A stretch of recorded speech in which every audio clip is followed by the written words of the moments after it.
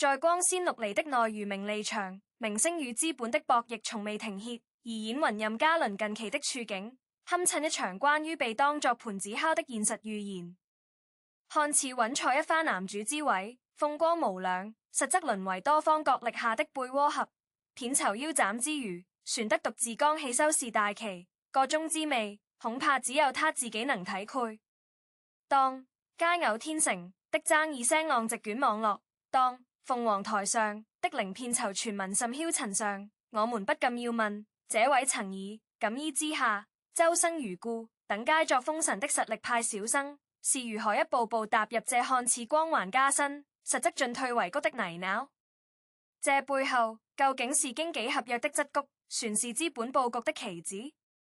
本文章從多個擁度層層剖析，深度還原一個身不由己的一番男主，如何在這看似榮譽滿載，實則荊棘叢生的困境中掙扎前行。並試圖揭開內娛資本運作下演芸被異化為工具人的殘酷真相。任嘉倫這個名字承載着無數觀眾對古裝男神的想象與期待。從《大唐榮耀》中鮮衣怒馬的少年將軍李肅，到錦衣之下你冷盡心情的錦衣衛綠翼，再到周生如故中溫潤儒雅的小男神黃周生辰，他用一個個血肉豐滿、層次分明的角色，穩穩奠定了自己在85後男演芸中的翹楚地位。那些年，他手握爆款，口碑與收視齊飛，是平台與製作方競相撐倉的收視保證。商業界直水漲船高，片酬一度邁入頂流行列，成為業內公認的江劇生代表。彼時的他意氣風發，似乎每一個選擇都能引發市場的熱烈反饋，每一次亮相都能收割觀眾的由衷讚美。然而，風光的表象之下，暗流早已衝動。大約從2023年開始，任嘉倫的接揮風格出現了讓粉絲和業內人士都頗為困惑的急轉直下。從暮色深約的劇情懸浮、人設崩塌，到烈焰之舞更記的魔改參議，再到後續多部古裝劇人設的嚴重同質化與邏輯硬傷，他的作品質量出現了肉眼可見的下滑，口碑爭議隨之而來。社交媒體上開始充現大量質疑的聲音，將他這一系列令人費解的選擇簡單歸列為飢不擇食或財務壓力。一時間，任嘉倫是否江郎才盡？任嘉倫已經掉序的唱衰輪調四起，與他巔峰時期的萬眾矚目形成了刺眼的反差。粉絲們焦慮，路人們唏噓，卻很少有人真正窺見這看似自主的選擇背後，實則是一雙無形的手在操控着他職業生涯的航向，將他一步步推向深不見底的漩渦中心。表面的風波之下，暗流衝動的核心實則是合約的沉重枷鎖。據多方可靠娛樂報道證實，任嘉倫在與前經紀公司歡瑞世紀合約到期的最後這段漫長而煎熬的時間裡，其接演的《鳳凰台上》與《佳偶天成》兩部關鍵作品，本質上都是為了實現和平解約而不得不接受的苛刻條件，堪趁其換取自由身的贖身契。每一部劇都像是一道必須咬牙跨越的門檻，背後交織着利益的博弈與自由的渴望。這一背景的揭曉，瞬間讓外界對他前2年的職業軌跡有了顛覆性的理解。以《鳳凰台上》為例，這部被視作他告別前東家的分手之作，竟傳出他零片酬出演的消息，如同一顆驚雷在行業內炸響，震驚了無數從業者與資深媒體人。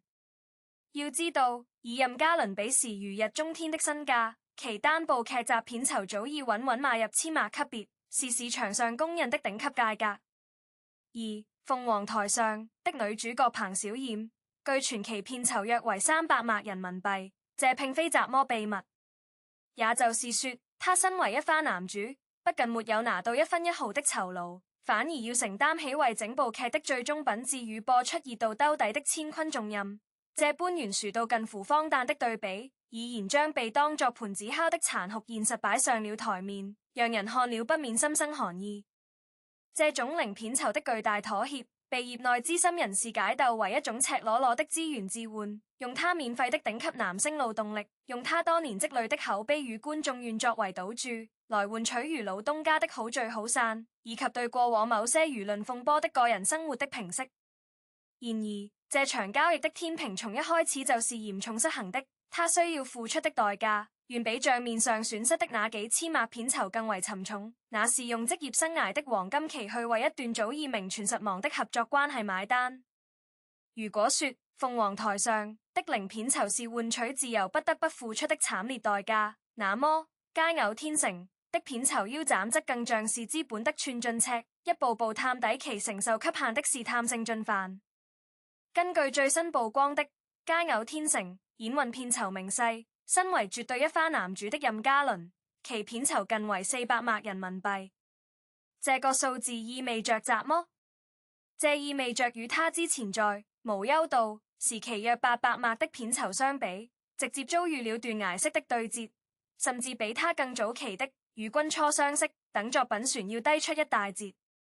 更令人唏噓的是，即便他接受了如此大幅度的降薪，近乎是自降身價以表誠意，這部佳偶天成依然未能逃退口碑與熱度的雙線滑鐵雷。劇情被觀眾批為荒誕離奇、不知所云，人物設定前後割裂，缺乏基本的行為邏輯，製作層面更是粗糙廉價，服化道被指敷衍了事，特效五毛，就連最基本的鏡頭語言都顯得極為草率，連帶着任嘉倫本人的演技和狀態也遭到了前所未有的猛烈質疑。社交媒體上鋪天及地的差評，甚至將他個人與爛劇專業戶這一次以標籤直接掛鈎，仿佛一切罪責都在他一人之身。他作為一番男主，不僅拿着遠低於市場預期的廉價酬勞，船要獨自承受劇集播出失敗後排山倒海般的負面輿論壓力。其合作演運的粉絲群體，甚至將劇集失利的所有矛頭都精準地指向他一人，各種甩鍋言論滿天飛。曾經那個手握陸毅、周生辰等足以載入古裝劇史冊的經典角色的他，其苦心孤詣積累多年的絕佳口碑與路人緣，似乎正在被這一系列充滿妥協與犧牲色彩的項目蠶食殆盡，如同沙漏中的細沙，一點一點從指縫間磨情流逝。更令人感到荒誕不經的戲碼在於，任嘉倫不僅在純粹的經濟利益上被多方壓榨得所剩無幾，在精神層面與職業名譽擁道更是成為了徹頭徹尾的背鍋俠，其處境之尷尬，令人扼腕嘆息。當鳳凰台上播出期間，劇方幾乎零宣傳的擺爛行為簡直令人瞠目結舌，官微更新緩慢，物料潦草敷衍，熱搜寥寥無幾，完全看不出對這部匯聚了任嘉倫如此大犧牲的作品有任何推廣誠意。作為鮮明對比，任嘉倫為了劇集能夠取得哪怕稍微好一點的成績，不僅自己真金白銀地帶頭進行大規模的雲包場活動，其個人商務代言也紛紛跟進投放廣告，線上線下聯動宣傳，不可謂不盡心盡力，甚至可以說是以一己之力撐起了整部劇的宣傳門面。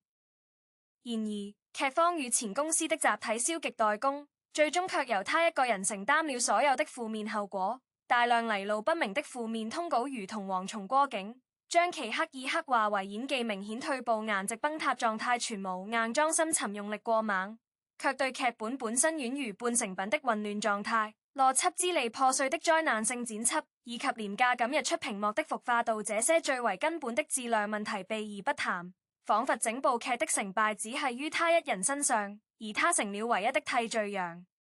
有知情人士在匿名論壇上爆料稱，鳳凰台上在正式開拍之時，任嘉倫手中能夠看到的完整劇本僅有3頁紙，整個漫長而艱辛的拍攝過程堪稱邊寫邊拍。他每天到片場才能拿到當天要拍攝的揮份，對於角色的整體走向和人物弧光完全無法提前把握，只能靠着自己的理解與經驗臨場發揮。他在角色塑造和人設保存上耗費了常人難以想象的心力，包括為了貼合角色病弱帝王的設定而刻意急速減重，最終卻成了某些人攻擊其顏值崩塌的現成靶子，何其荒謬！這種劇組集體躺平、演運一人背鍋的離譜操作，將他被當盤子敲的悲慘處境展現得淋漓盡致。他已經不是在演戲，而是在用自己的職業生涯為一部注定失敗的爛劇強行續命。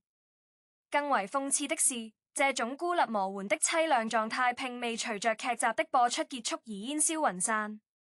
在鳳凰台上播至最為關鍵的收官衝刺期，任嘉倫幾乎缺席了所有劇集相關的宣傳通告和直播活動，劇組似乎並未真正向他發出正式邀請，或者發出的邀請條件根本讓人無法接受，反而任由他在輿論場上背負上不配合宣傳耍大牌、毫無責任心的罵名，被外界廣泛解讀為被整個劇組裝作看不見的隱形人。與此同時，他正在另一個城市趕拍新劇《深淵遊戲》，檔期緊張，分身乏術，卻依然無法逃退被各方輿論審判的悲慘命運。粉絲們心痛他仁至義盡，因為他明明可以拿到那樣的片酬就做那樣的事，敷衍了事對得起價格即可，但他依然貢獻了遠超預期的水準之上的表演，憑借一己之力撐起了那個單薄至極的角色，甚至讓江蘇衛視這個常年收視率在5大衛視中吊車尾的平台，其晚間黃金檔的收視曲線出現了罕見的拉升，硬生生脫離了墊底的困境，這本身就是一個奇蹟。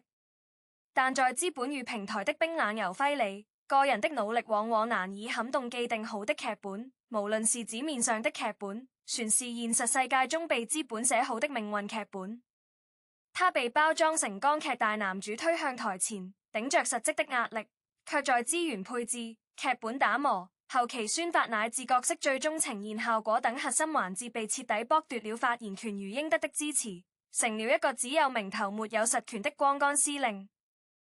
然而，當我們撥開層層迷霧，也必須正視任嘉倫自身在這場漫長博弈中所暴露出的問題與做出的無奈選擇。一味地將所有過錯都歸咎於前東家和各個劇組，並不能完全解釋他為何會陷入如今這般全面被動的困局。作為在圈內摸爬滾打超過10年的資深演運，他對劇本品質的判斷力和對製作班底的甄別能力理應有相當的水準。這是無數實戰經驗堆積出來的職業本能，尤其是在暮色深約、口碑已然亮起宮燈預警的情況下，在《烈焰之舞更記》改編爭議鬧得沸沸揚揚之後，他依然接下了《佳偶天成》和《鳳凰台上》這樣明顯存在巨大風險的倉促項目。這種明知山有虎，偏向虎山行的反常決策，背後除了合約的強制作祟，是否也折射出他個人及其經紀團聚在職業長期規劃上的某種被動應對與短視判斷？或虎是太過急切地想要擺脫前東家的束縛，寧願付出職業生涯階段性口碑崩塌的慘烈代價，也要換取一紙自由身；或虎是在恢復自由這一巨大誘惑面前，對項目本身的專業評估做出了不該有的讓步與妥協。但無論出於何種不得已的原因，觀眾最終看到的只有屏幕上那個赤裸裸的結果。曾經那個緊繃一個眼神就能傳遞千言萬語，就能讓屏幕前的觀眾為之心碎的任嘉倫，確實在一個又一個先天不足、粗製濫造的劇本中，被磨情地消耗着自己與生俱來的靈氣與多年積澱的觀眾信任。他對鳳凰台上劇組的仁至義盡，在部分人眼中是無奈的敬業與悲壯，在另一些人眼中，何嘗不是一種對職業風險嚴重低估後的被動買單？歷史的經驗反覆證明，在資本主導一切的內娛影視生態中，演運如果過度被動地依附於某家公司的資源供給，或者為了脫離舊有環境而病急亂投醫、飢不擇食，往往會付出遠超預期的慘痛代價。任嘉倫的遭遇並非立如孤例，他如同一面亮的鏡子，赤裸裸地揭示了行業內所謂一番男主背後的虛假繁榮與冰冷算計。當你處於合約糾紛或事業轉型的脆弱敏感期時，資本會毫不留情地利用你的迫切需求與軟肋，以一番之名行給下壓榨之實。他們支付給你遠低於市場平均水平的酬勞，甚至是零酬勞，卻要求你承擔全部的營銷壓力和搏街收視風險，將你推到最前面充當擋箭牌。一旦項目僥倖成功，功勞歸功於資本運作的精準與平台賦能的強大；一旦項目意料之中地失敗，責任則毫無保留地由這位一番男主全盤接下。更深層的困境在於，這種背鍋所導致的口碑傷害是實質性的、難以修復的。他會直接拉低演運未來與新資方談判時的議價能力，會壓縮他選擇優質劇本的空間，形成一個自我吞噬的惡性螺旋。任嘉倫看似是劇組陣容的核心，實則已淪為了資本棋盤上最具利用價值卻也最容易被捨棄的那枚棋子。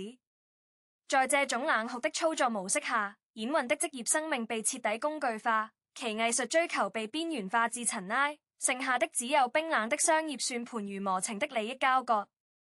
值得姜幸的是，任嘉倫憑借過去近10年穩紮穩打所積累的雄厚國民度與死忠粉絲不離不棄的支持，依然具備築底反彈的資本與底氣。他在鳳凰台上和佳偶天成這兩部低質項目中依然展現出的職業操守與表演誠意，即便在資源配置最匱乏、創作環境最惡劣的情況下，依然獲得了部分理性觀眾的認可與共情。尤其是在江浙滬地區的電視端，在江蘇衛視這種常年收視低迷的二線平台，他依然能把收視率拉升至省級衛視排名前列。這本身就是其剛劇能力的鐵證，是他作為演運核心競爭力的最佳注腳。更重要的是，離開了歡瑞世紀這棵早已腐壞的大樹之後，他真正自由後的事業版圖似乎也迎來了撥雲見日的新轉機。他成功接到了央視力推的主旋律正劇《鳳餘潮》，這是他轉型路上極為關鍵的一步重棋，標誌着他終於有機會跳出古偶的書的歐如泥潭，去觸碰更具深度與厚度的現實主義題材。這預示着他的演藝道路即將翻開充滿希望的新篇章。與此同時，與宋祖仁合作的志怪劇《無憂道》在經歷長時間的擱置風波後順利播出，反饋不俗。無論是討論度還是口碑，都在同期劇中名列前茅，再次有力地證明了任嘉倫作為演運的核心競爭力從未消失，只是被那些他不得已而為之的硬着頭皮項目所暫時遮蔽了光芒。這些積極而明確的信號表明，當他真正從合約的桎梏中解脫出來，重新獲得自由選擇的權利時，他依然是那個能夠憑作品立足、憑角色說話的硬核實力派。市場的熱情回應便是最好的證明。內娛生態這場看似圍繞任嘉倫個人展開的鬧劇，實則遠遠超出個體命運的範疇。他更像一面照妖鏡，照出了整個行業流量至上、資本為王的浮躁本質與深層病灶。他照出了演運在商業合約束縛與藝術追求自由之間的艱難取捨與痛苦掙扎，也照出了平台、資本與製作方在某些時候對創作本身的傲慢與褻瀆。任嘉倫用自己這段頗具揮劇性與悲情色彩的職業生涯，為後來者提供了極為深刻的借鑒意義。簽下任何一份合約之前，必須仔細審視的不應只是那一串冷冰冰的片酬數字，更是隱藏在密密麻麻條款背後可能付出的職業生涯不可逆的代價，是對自身藝術生命的一次鄭重評估。那段被當作盤子敲的黑暗經歷固然刺痛骨髓，但若能以此刺痛為鏡，在未來的道路上以更成熟的商業頭腦和更強硬的職業底線去面對資本世界的複雜博弈，那麼這段至暗時刻也未嘗不會成為他演藝長路中一次寶貴的沉澱與鎳。畢竟真正的演運最終立足的靠山永遠是紮實的作品與深入人心的角色，而非短暫的流量泡沫與虛妄的名聲。當所有的喧囂終於塵埃落定，當熱手上的名字被後來者取代，觀眾記憶深處留下的永遠是那些能夠穿透時間重重考驗的經典影像。